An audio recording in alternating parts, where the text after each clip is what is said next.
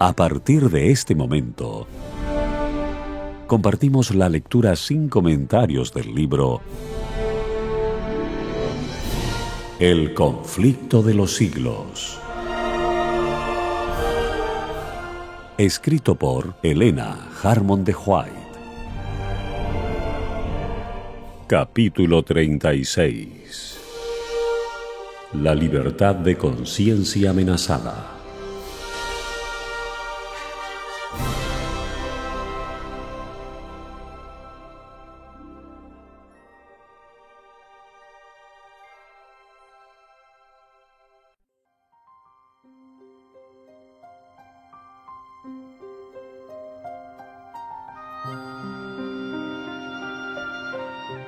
Los protestantes consideran hoy al romanismo con más favor que años atrás. En los países donde no predomina y donde los partidarios del Papa siguen una política de conciliación para ganar influjo, se nota una indiferencia creciente respecto a las doctrinas que separan a las iglesias reformadas de la jerarquía papal. Entre los protestantes está ganando terreno la opinión de que al fin y al cabo en los puntos vitales las divergencias no son tan grandes como se suponía, y que unas pequeñas concesiones de su parte los pondrían en mejor inteligencia con Roma. Tiempo hubo en que los protestantes estimaban altamente la libertad de conciencia adquirida a costa de tantos sacrificios. Enseñaban a sus hijos a tener en aborrecimiento al papado y sostenían que tratar de congeniar con Roma equivaldría a traicionar la causa de Dios. Pero cuán diferentes son los sentimientos expresados hoy. Los defensores del papado declaran que la Iglesia ha sido calumniada y el mundo protestante se inclina a creerlo. Muchos sostienen que es injusto juzgar a la Iglesia de nuestros días por las abominaciones y los absurdos que la caracterizaron cuando dominaba en los siglos de ignorancia y de tinieblas. Tratan de excusar sus horribles crueldades como si fueran resultado de la barbarie de la época y arguyen que las influencias de la civilización moderna han modificado los sentimientos de ella. ¿Habrán olvidado estas personas las pretensiones de infalibilidad sostenidas durante 800 años por tan altanero poder?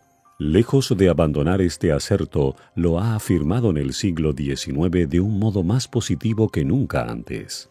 Como Roma asegura que la Iglesia nunca erró ni errará jamás, según las Escrituras, ¿cómo podrá renunciar a los principios que amoldaron su conducta en las edades pasadas? La Iglesia papal no abandonará nunca su pretensión a la infalibilidad. Todo lo que ha hecho al perseguir a los que rechazaban sus dogmas lo da por santo y bueno. ¿Y quién asegura que no volvería a las andadas siempre que se le presentase la oportunidad? Deróguense las medidas restrictivas impuestas en la actualidad por los gobiernos civiles y déjesele a Roma que recupere su antiguo poder y se verán resucitar en el acto su tiranía y sus persecuciones. Un conocido autor dice acerca de la actitud de la jerarquía papal hacia la libertad de conciencia y acerca de los peligros especiales que corren los Estados Unidos si tiene éxito la política de dicha jerarquía. Son muchos los que atribuyen al fanatismo o a la puerilidad todo temor expresado acerca del catolicismo romano en los Estados Unidos. Los tales no ven en el carácter y actitud del romanismo nada que sea hostil a nuestras libres instituciones, y no ven tampoco nada inquietante en el incremento de aquel. Comparemos, pues, primero algunos de los principios fundamentales de nuestro gobierno con los de la Iglesia Católica. La Constitución de los Estados Unidos garantiza la libertad de conciencia. Nada hay más precioso ni de importancia tan fundamental. El Papa Pío IX en su encíclica del 15 de agosto de 1854 dice: «Las doctrinas o extravagancias absurdas y erróneas en favor de la libertad de conciencia son unos de los errores más pestilentes, una de las pestes que más se debe temer en un Estado». El mismo Papa en su encíclica del 8 de diciembre de 1864 anatematizó a los que sostienen la libertad de conciencia y de cultos, como también a cuantos aseveran que la Iglesia no puede emplear la fuerza. El tono pacífico que Roma emplea en los Estados Unidos no implica un cambio de sentimientos. Es tolerante cuando es impotente. El obispo O'Connor dice: La libertad religiosa se soporta tan solo hasta que se pueda practicar lo opuesto sin peligro para el mundo católico.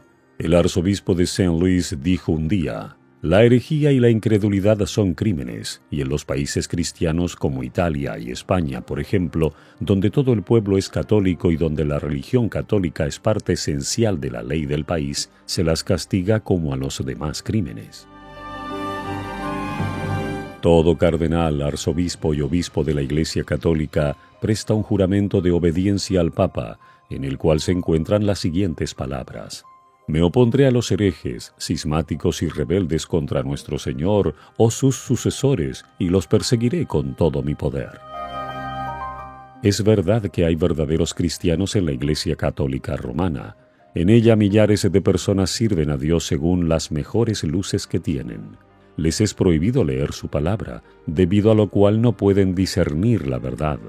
Nunca han visto el contraste que existe entre el culto o servicio vivo rendido con el corazón y una serie de meras formas y ceremonias. Dios mira con tierna misericordia a esas almas educadas en una fe engañosa e insuficiente. Hará penetrar rayos de luz a través de las tinieblas que las rodean. Les revelará la verdad tal cual es en Jesús, y muchos se unirán aún a su pueblo. Pero el romanismo, como sistema, no está actualmente más en armonía con el Evangelio de Cristo que en cualquier otro periodo de su historia. Las iglesias protestantes se hallan sumidas en grandes tinieblas, pues de lo contrario discernirían las señales de los tiempos. La Iglesia romana abarca mucho en sus planes y modos de operación. Emplea toda clase de estratagemas para extender su influencia y aumentar su poder, mientras se prepara para una lucha violenta y resuelta a fin de recuperar el gobierno del mundo, restablecer las persecuciones y deshacer todo lo que el protestantismo ha hecho.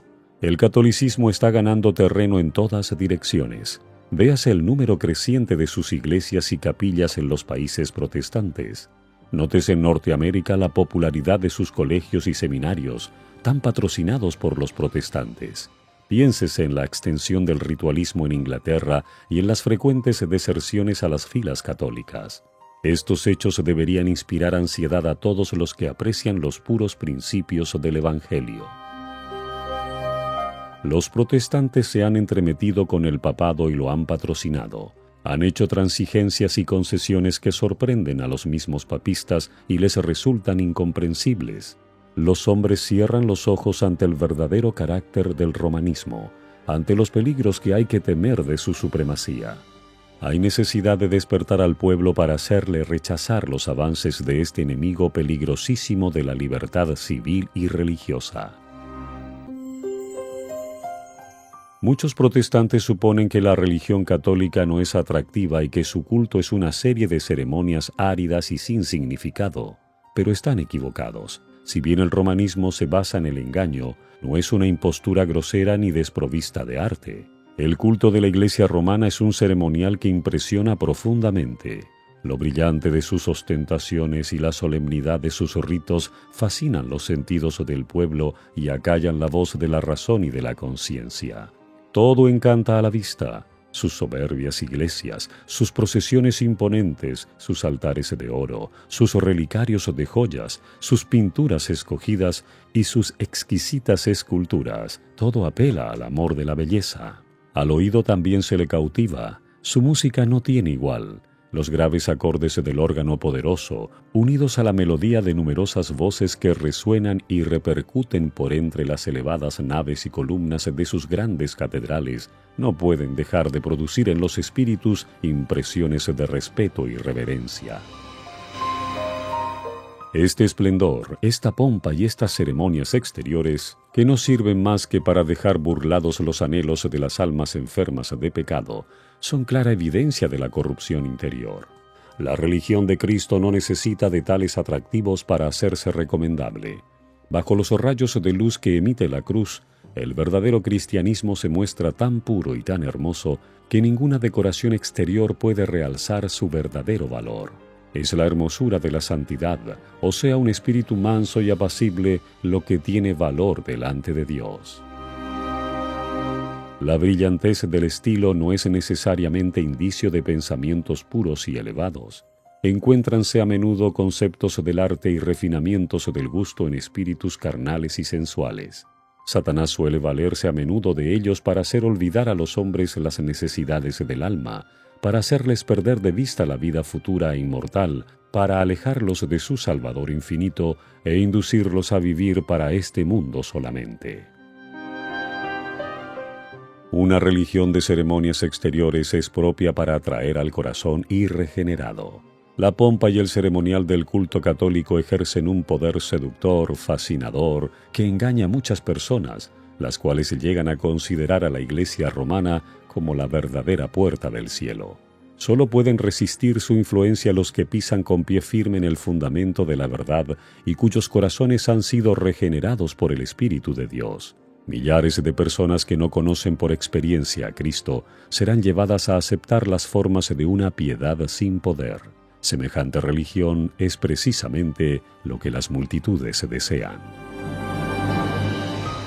El hecho de que la Iglesia asevere tener el derecho de perdonar pecados induce a los romanistas a sentirse libres para pecar, y el mandamiento de la confesión, sin la cual ella no otorga su perdón, tiende además a dar bríos al mal.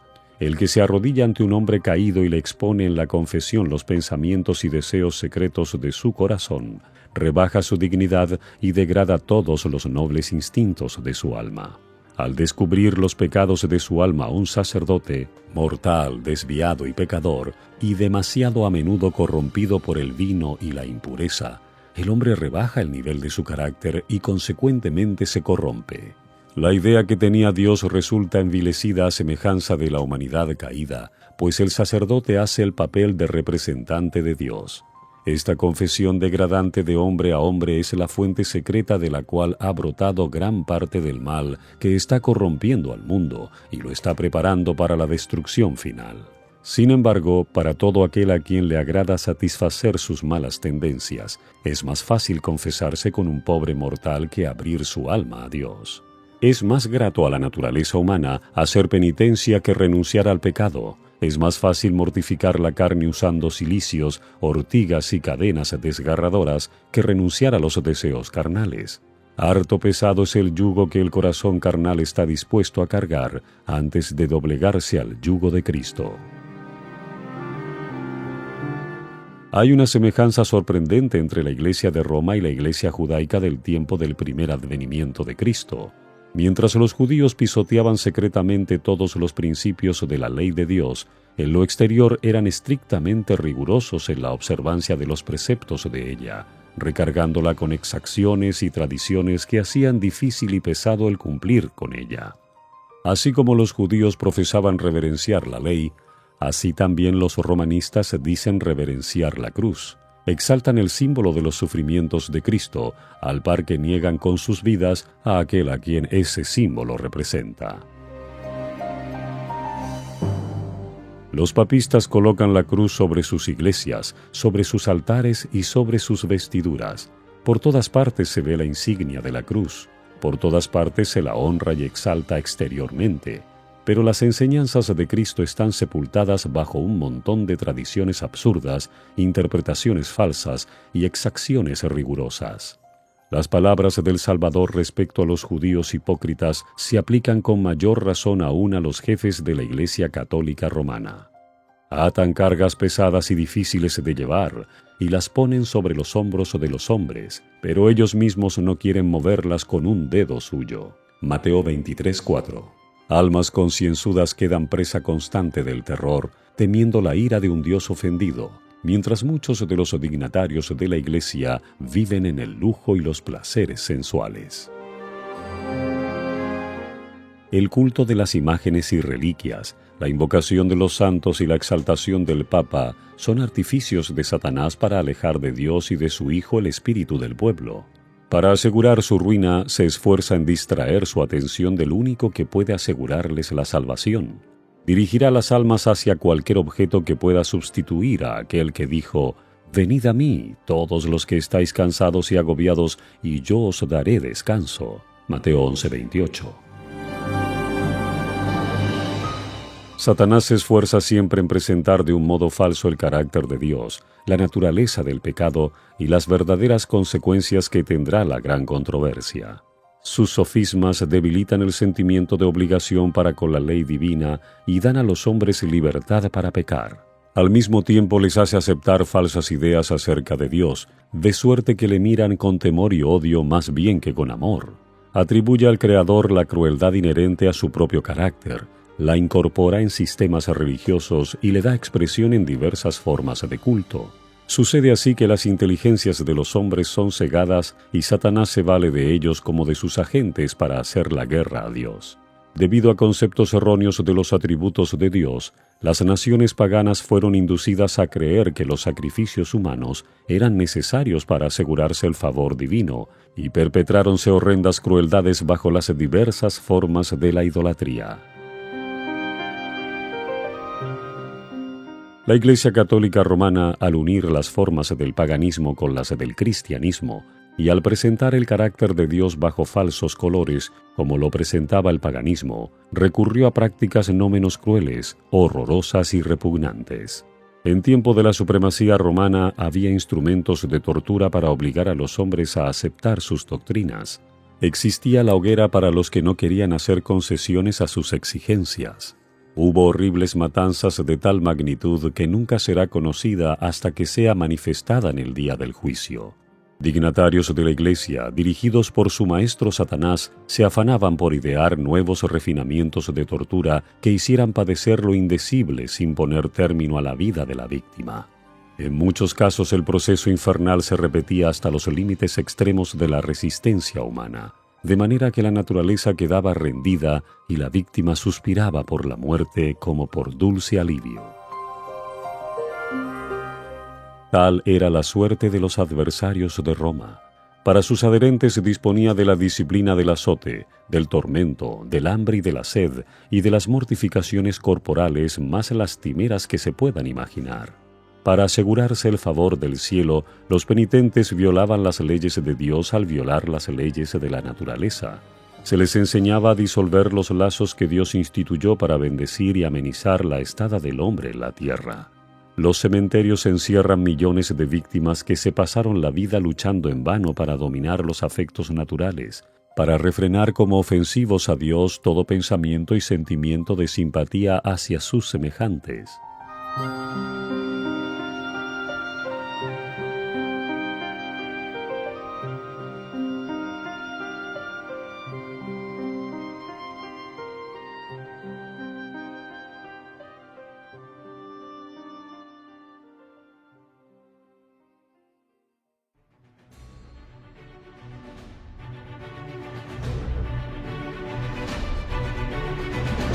Esta es la lectura sin comentarios del libro El conflicto de los siglos. Capítulo 36. La libertad de conciencia amenazada.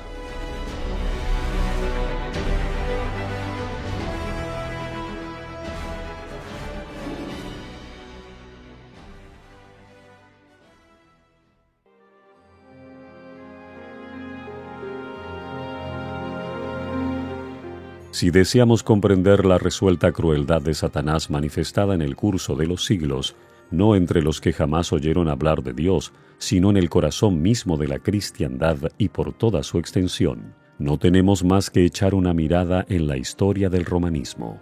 Por medio de ese gigantesco sistema de engaño, el príncipe del mal consigue su objeto de deshonrar a Dios y de hacer al hombre miserable.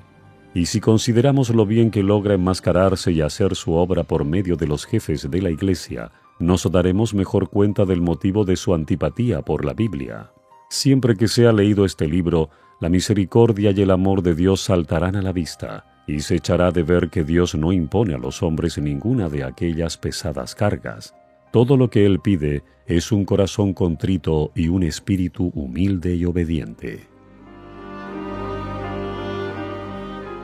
Cristo no dio en su vida ningún ejemplo que autorice a los hombres y mujeres a encerrarse en monasterios so pretexto de prepararse para el cielo.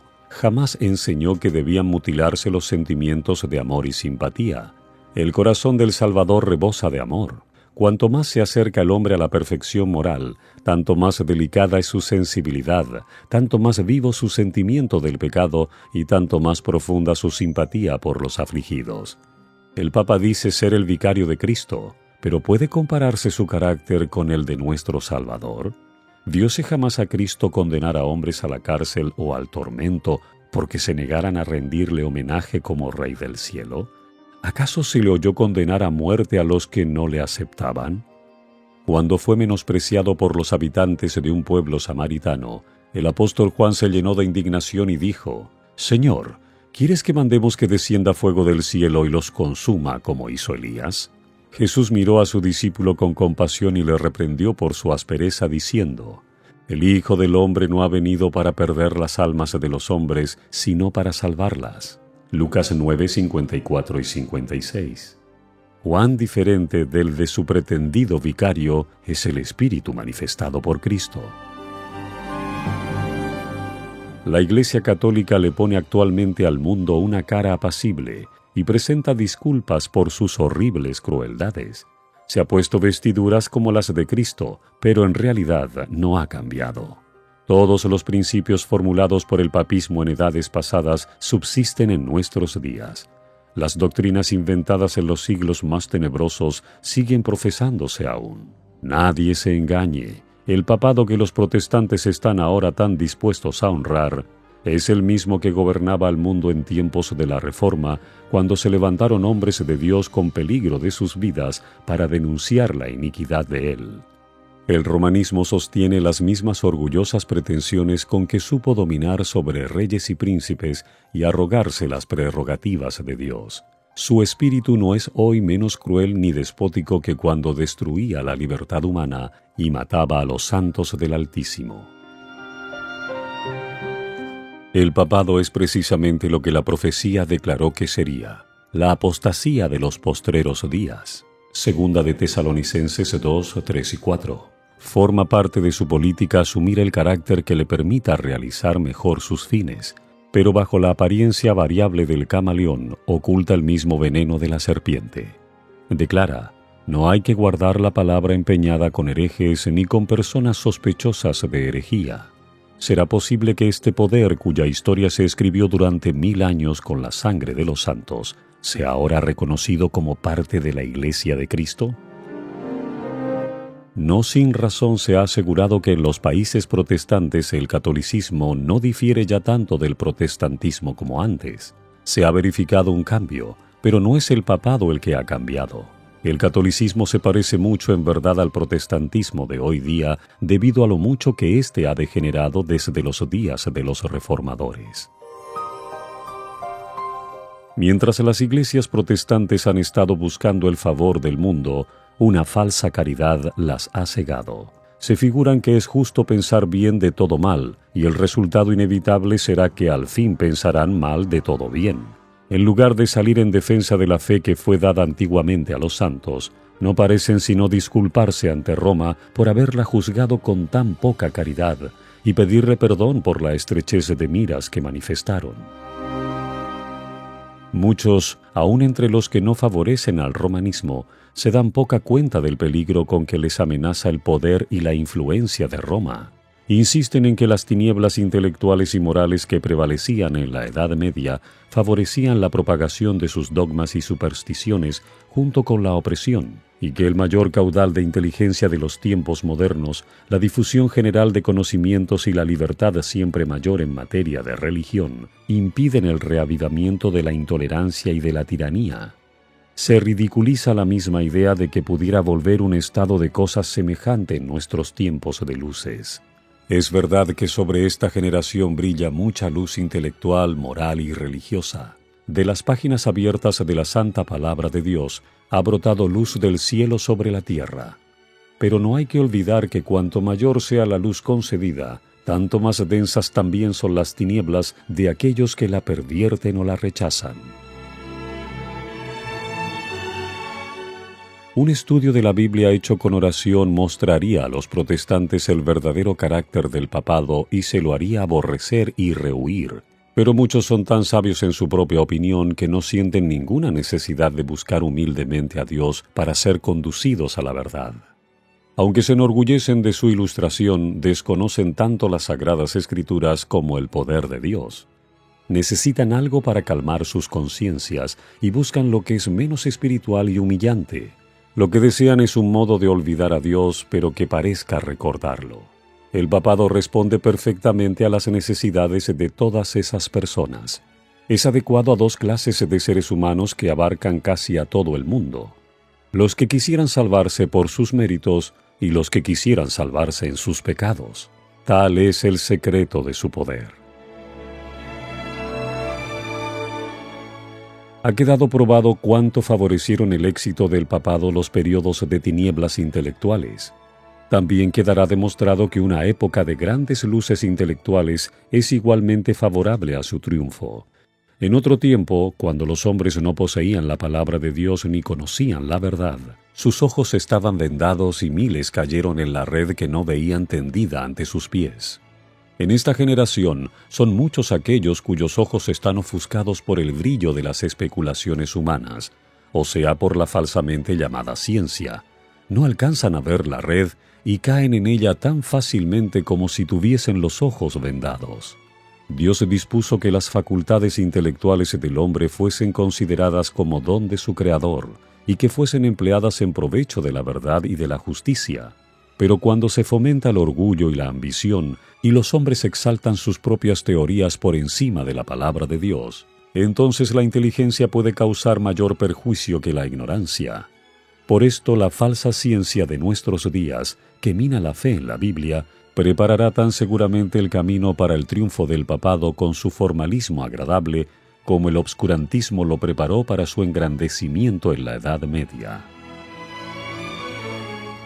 En los movimientos que se realizan actualmente en los Estados Unidos de Norteamérica para asegurar el apoyo del Estado a las instituciones y prácticas de la Iglesia, los protestantes están siguiendo las huellas de los papistas. Más aún, están abriendo la puerta para que el papado recobre en la América protestante la supremacía que perdió en el Viejo Mundo. Y lo que da más significado a esta tendencia es la circunstancia de que el objeto principal que se tiene en vista es imponer la observancia del domingo, institución que vio la luz en Roma y que el papado proclama como signo de su autoridad. Es el espíritu del papado, es decir, el espíritu de conformidad con las costumbres mundanas, la mayor veneración por las tradiciones humanas que por los mandamientos de Dios, el que está penetrando en las iglesias protestantes e induciéndolas a hacer la misma obra de exaltación del domingo que el papado hizo antes que ellas. Si el lector quiere saber cuáles son los medios que se emplearán en la contienda por venir, no tiene más que leer la descripción de los que Roma empleó con el mismo fin en siglos pasados. Si desea saber cómo los papistas unidos a los protestantes procederán con los que rechacen sus dogmas, considere el espíritu que Roma manifestó contra el sábado y sus defensores. Edictos reales, concilios generales y ordenanzas de la Iglesia sostenidos por el poder civil fueron los peldaños por medio de los cuales el día de fiesta pagano alcanzó su puesto de honor en el mundo cristiano. La primera medida pública que impuso la observancia del domingo fue la ley promulgada por Constantino. Dicho edicto requería que los habitantes de las ciudades descansaran en el venerable día del sol, pero permitía a los del campo que prosiguiesen sus faenas agrícolas. A pesar de ser en realidad ley pagana, fue impuesta por el emperador después que hubo aceptado nominalmente el cristianismo.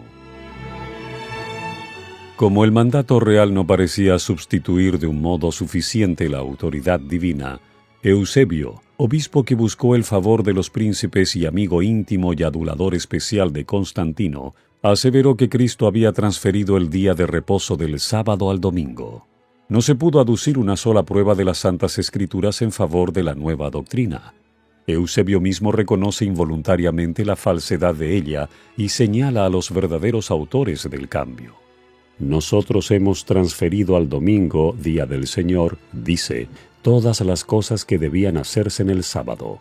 Pero por infundado que fuese el argumento en favor del domingo, sirvió para envalentonar a los hombres y animarlos a pisotear el sábado del Señor. Todos los que deseaban ser honrados por el mundo aceptaron el día festivo popular. Con el afianzamiento del papado, fue enalteciéndose más y más la institución del domingo. Por algún tiempo el pueblo siguió ocupándose en los trabajos agrícolas fuera de las horas de culto, y el séptimo día, o sábado, siguió siendo considerado como el día de reposo. Pero lenta y seguramente fue efectuándose el cambio. Se prohibió a los magistrados que fallaran en lo civil los domingos. Poco después se dispuso que todos, sin distinción de clase social, se abstuviesen del trabajo ordinario, so pena de multa para los señores y de azotes para los siervos. Más tarde se decretó que los ricos serían castigados con la pérdida de la mitad de sus bienes y que finalmente, si se obstinaban en desobedecer, se les hiciese esclavos. Los de las clases inferiores debían sufrir destierro perpetuo. Se recurrió también a los milagros. Entre otros casos maravillosos, se refería que un campesino que iba a labrar su campo en día domingo limpió su arado con un hierro que le penetró en la mano, y por 2 años enteros no lo pudo sacar, sufriendo con ello mucho dolor y vergüenza. Más tarde, el Papa ordenó que los sacerdotes del campo amonestasen a los que violasen el domingo y los indujeran a venir a la iglesia para rezar, no fuese que atrajesen alguna gran calamidad sobre sí mismos y sobre sus vecinos.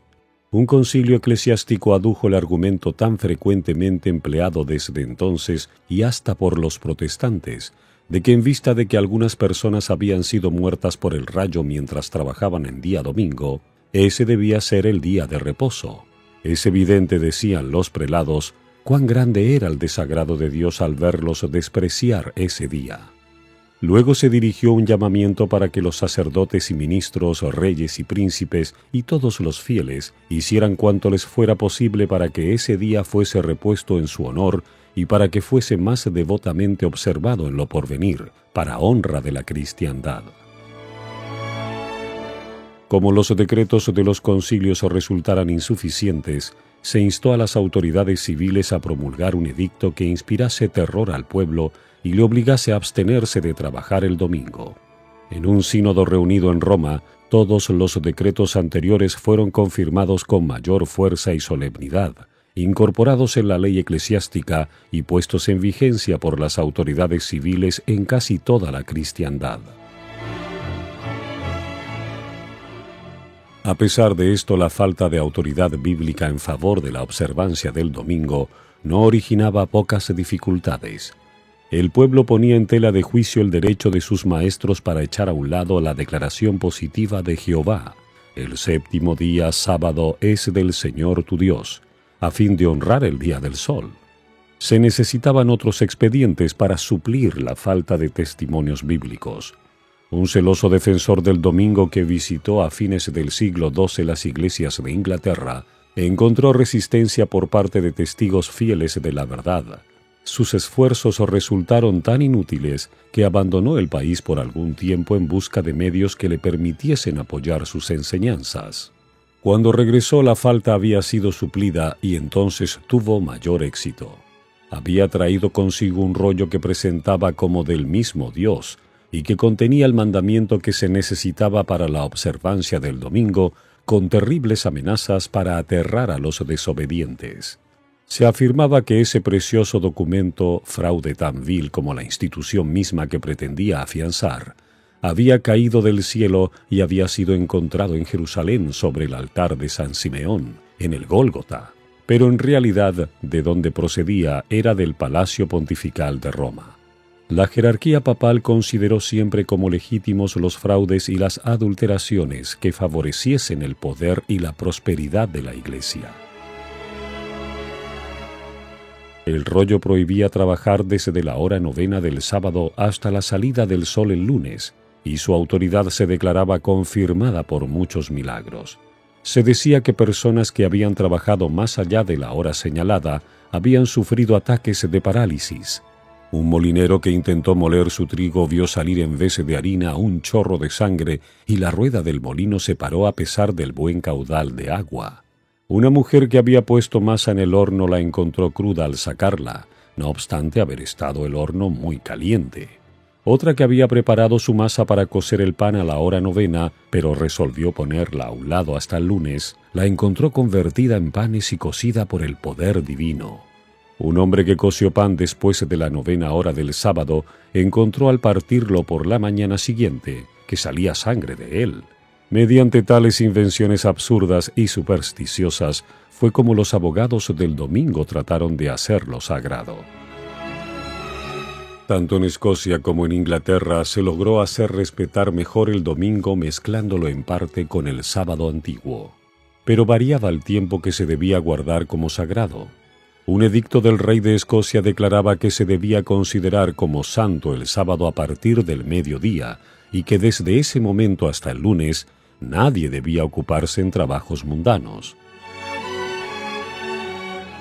Pero a pesar de todos los esfuerzos hechos para establecer la santidad del domingo, los mismos papistas confesaban públicamente la autoridad divina del sábado y el origen humano de la institución que lo había suplantado. En el siglo XVI, un concilio papal ordenó explícitamente: recuerden todos los cristianos que el séptimo día fue consagrado por Dios y aceptado y observado no solo por los judíos, sino también por todos los que querían adorar a Dios. No obstante, nosotros los cristianos hemos cambiado el sábado de ellos en el día del Señor, domingo. Los que estaban pisoteando la ley divina no ignoraban el carácter de la obra que estaban realizando.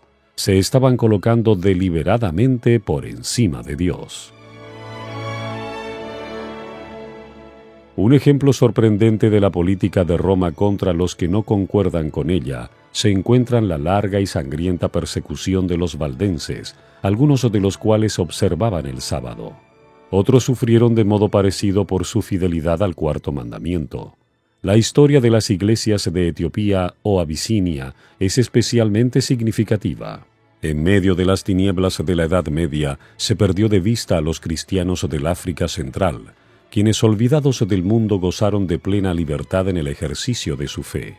Pero al fin Roma descubrió su existencia y el emperador de Abisinia fue pronto inducido a reconocer al Papa como vicario de Cristo.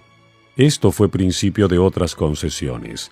Se proclamó un edicto que prohibía la observancia del sábado bajo las penas más severas. Pero la tiranía papal se convirtió luego en yugo tan amargo que los abisinios resolvieron sacudirlo. Después de una lucha terrible, los romanistas fueron expulsados de Abisinia y la antigua fe fue restablecida. Las iglesias se regocijaron en su libertad y no olvidaron jamás la lección que habían aprendido respecto al engaño, al fanatismo y al poder despótico de Roma. En medio de su reino aislado se sintieron felices de permanecer desconocidos para el resto de la cristiandad.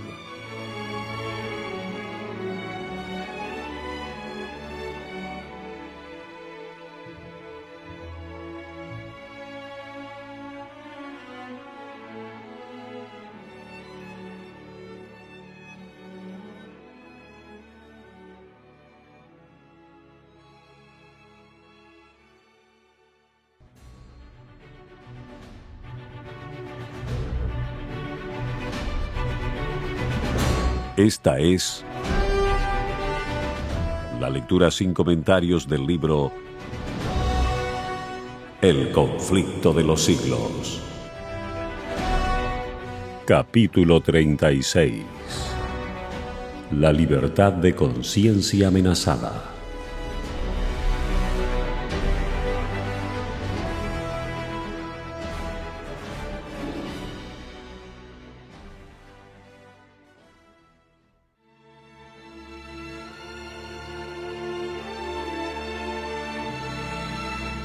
Las iglesias de África observaban el sábado como lo había observado la iglesia papal antes de su completa apostasía. Al mismo tiempo que guardaban el séptimo día en obediencia al mandamiento de Dios, se abstenían de trabajar el domingo conforme a la costumbre de la iglesia. Al lograr el poder supremo, Roma había pisoteado el día de reposo de Dios para enaltecer el suyo propio. Pero las iglesias de África, desconocidas por cerca de 1000 años, no participaron de esta apostasía. Cuando cayeron bajo el cetro de Roma, fueron forzadas a dejar a un lado el verdadero día de reposo y a exaltar el falso, pero apenas recobraron su independencia, volvieron a obedecer el cuarto mandamiento. Estos recuerdos de lo pasado ponen claramente de manifiesto la enemistad de Roma contra el verdadero día de reposo y sus defensores, y los medios que emplea para honrar la institución creada por ella. La palabra de Dios nos enseña que estas escenas han de repetirse cuando los católicos romanos y los protestantes se unan para exaltar el domingo.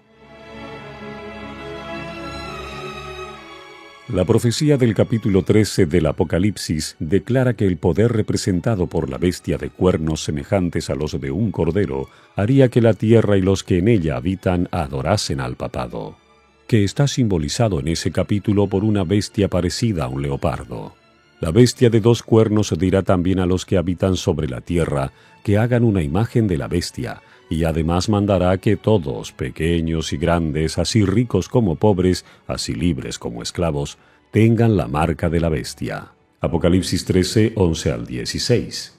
Se ha demostrado que los Estados Unidos de Norteamérica son el poder representado por la bestia de 2 cuernos semejantes a los de un cordero, y que esta profecía se cumplirá cuando los Estados Unidos hagan obligatoria la observancia del domingo que Roma declara ser el signo característico de su supremacía. Pero los Estados Unidos no serán los únicos que rindan homenaje al papado. La influencia de Roma en los países que en otro tiempo reconocían su dominio dista mucho de haber sido destruida, y la profecía predice la restauración de su poder. Y vi una de sus cabezas como si hubiese sido herida de muerte, y su herida mortal fue sanada, y toda la tierra maravillóse yendo en pos de la bestia. La herida mortal que le fue ocasionada se refiere a la caída del papado en 1798. Después de eso, dice el profeta, su herida mortal fue sanada, y toda la tierra maravillóse yendo en pos de la bestia. San Pablo dice claramente que el hombre de pecado subsistirá hasta el segundo advenimiento. Segunda de Tesalonicenses 2:8. Proseguirá su obra de engaño hasta el mismo fin del tiempo, y el revelador declara, refiriéndose también al papado, todos los que moran en la tierra le adoraron, cuyos nombres no están escritos en el libro de la vida. Apocalipsis 13:8. Tanto en el viejo como en el nuevo mundo se le tributará homenaje al papado por medio del honor que se conferirá a la institución del domingo, la cual descansa únicamente sobre la autoridad de la Iglesia romana. Desde mediados del siglo XIX, los que estudian la profecía en los Estados Unidos han presentado este testimonio ante el mundo. En los acontecimientos que están desarrollándose actualmente, especialmente en dicho país, se ve un rápido avance hacia el cumplimiento de dichas predicciones. Los maestros protestantes presentan los mismos asertos de autoridad divina en favor de la observancia del domingo y adolecen de la misma falta de evidencias bíblicas que los dirigentes papales cuando fabricaban milagros para suplir la falta de un mandamiento de Dios. Se repetirá el aserto de que los juicios de Dios caerán sobre los hombres en castigo por no haber observado el domingo como día de reposo. Ya se oyen voces en este sentido, y un movimiento en favor de la observancia obligatoria del domingo está ganando cada vez más terreno. La sagacidad y astucia de la Iglesia romana asombran. Puede leer el porvenir. Se da tiempo viendo que las iglesias protestantes le están rindiendo homenaje con la aceptación del falso día de reposo y que se preparan a imponerlo con los mismos medios que ella empleó en tiempos pasados. Los que rechazan la luz de la verdad buscarán aún la ayuda de este poder que se titula infalible, a fin de exaltar una institución que debe su origen a Roma. No es difícil prever cuán apresuradamente ella acudirá en ayuda de los protestantes en este movimiento. ¿Quién mejor que los jefes papistas para saber cómo entendérselas con los que desobedecen a la Iglesia? La Iglesia Católica Romana, con todas sus ramificaciones en el mundo entero, forma una vasta organización dirigida por la sede papal y destinada a servir los intereses de ésta. Instruye a sus millones de adeptos en todos los países del globo para que se consideren obligados a obedecer al Papa. Sea cual fuere la nacionalidad o el gobierno de estos, deben considerar la autoridad de la Iglesia como por encima de todas las demás. Aunque juren fidelidad al Estado, siempre quedará en el fondo el voto de obediencia a Roma que los absuelve de toda promesa contraria a los intereses de ella. La historia prueba lo astuta y persistente que es en sus esfuerzos por inmiscuirse en los asuntos de las naciones y para favorecer sus propios fines, a una costa de la ruina de príncipes y pueblos una vez que logró entrar. En el año 1204 el Papa Inocencio III arrancó de Pedro II, rey de Aragón, este juramento extraordinario. Yo, Pedro, rey de los aragoneses, declaro y prometo ser siempre fiel y obediente a mi señor el Papa Inocencio, a sus sucesores católicos y a la Iglesia romana, y conservar mi reino en su obediencia, defendiendo la religión católica y persiguiendo la perversidad herética. Esto está en armonía con las pretensiones del pontífice romano con referencia al poder de que él tiene derecho de deponer emperadores y de que puede desligar a los súbditos de la lealtad debida a gobernantes perversos. Y téngase presente que Roma se jacta de no variar jamás. Los principios de Gregorio VII y de Inocencio III son aún los principios de la Iglesia Católica Romana, y si solo tuviese el poder, los pondría en vigor con tanta fuerza hoy como en siglos pasados. Poco saben los protestantes lo que están haciendo al proponerse aceptar la ayuda de Roma en la tarea de exaltar el domingo. Mientras ellos tratan de realizar su propósito, Roma tiene su mira puesta en el restablecimiento de su poder y tiende a recuperar su supremacía perdida. Establezcase en los Estados Unidos el principio de que la Iglesia puede emplear o dirigir el poder del Estado, que las leyes civiles pueden hacer obligatorias las observancias religiosas.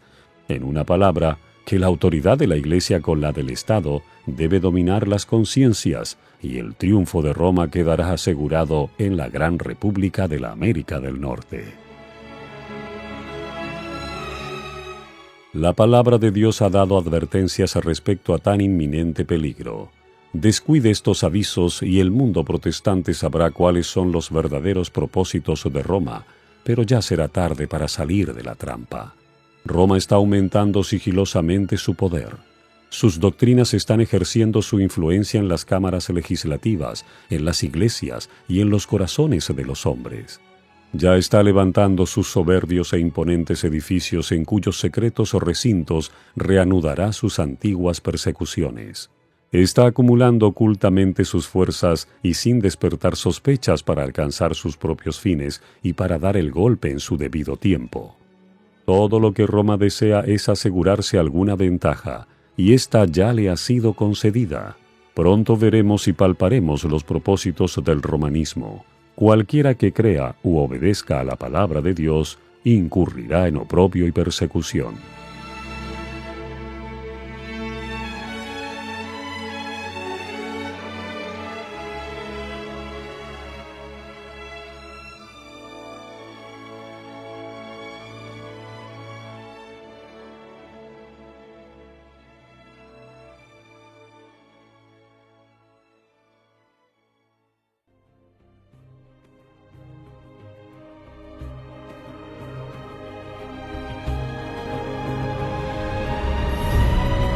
Hemos presentado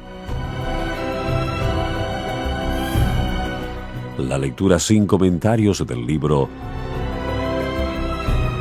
El conflicto de los siglos, escrito por Helena Harmon de White.